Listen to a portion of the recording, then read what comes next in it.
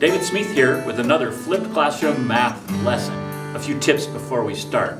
First, remember that you can speed up or slow down the playback if that helps you follow along. Second, you can turn the captions on and read my words on the screen.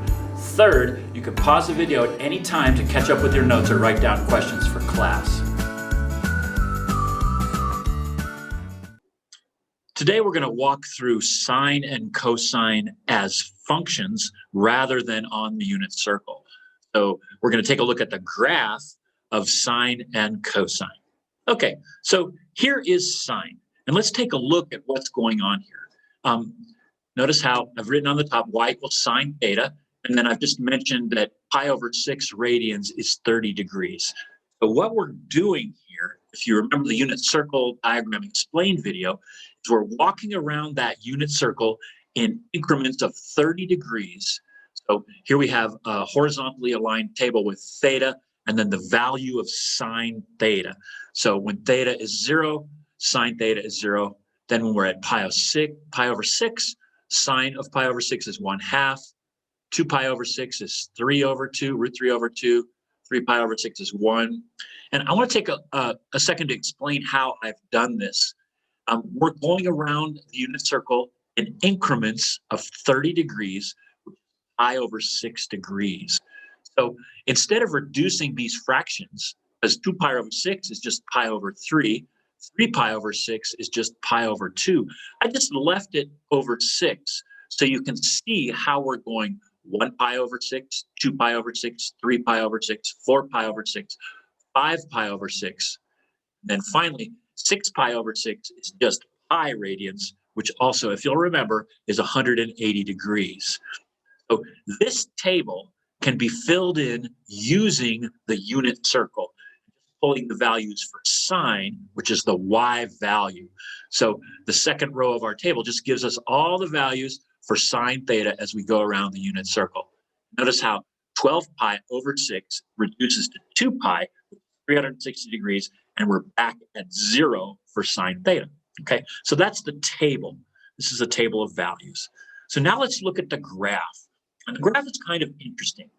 If you'll recall, sine theta on the unit circle fluctuates between 1 and -1.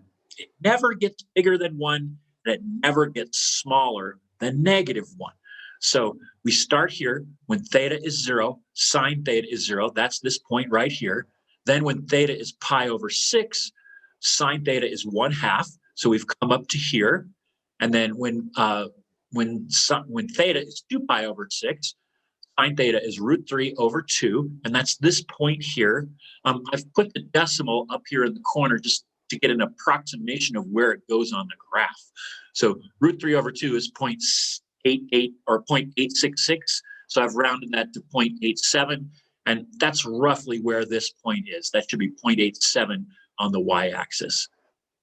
Continuing around, when we get to 3 pi over 6, which is 90 degrees, value of sine theta is 1, and we're at this point, which should be right at the 1.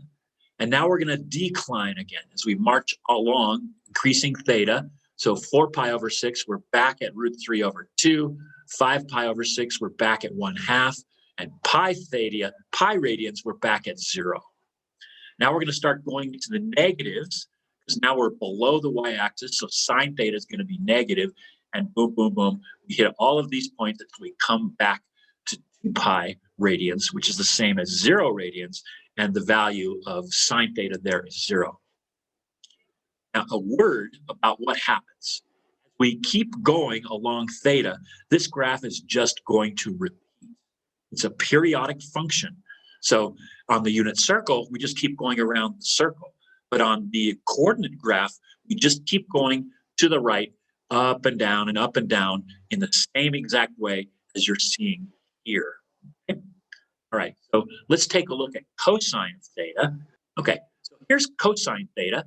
So same type of table. I've got theta on the top and cosine theta on the bottom. But now remember, cosine is the x value. So when theta is 0, cosine is 1 instead of 0, like sine was 0. So cosine is 1. And then we're moving along through the different values of theta These are the same radian values I used in the last time we were talking about cosine. And now you're going to see that we go from 1 to root 3 over 2 to 1/2. Now we're down to 0. Now we're at negative 1/2, negative root 3 over 2, and so on until we get back to 2 pi radians, which is where we started. So we'll be back at 1, which is where we started. Okay, so that's the table of values for y equals cosine theta, x coordinate. Now on the graph, it should look really similar with one big difference.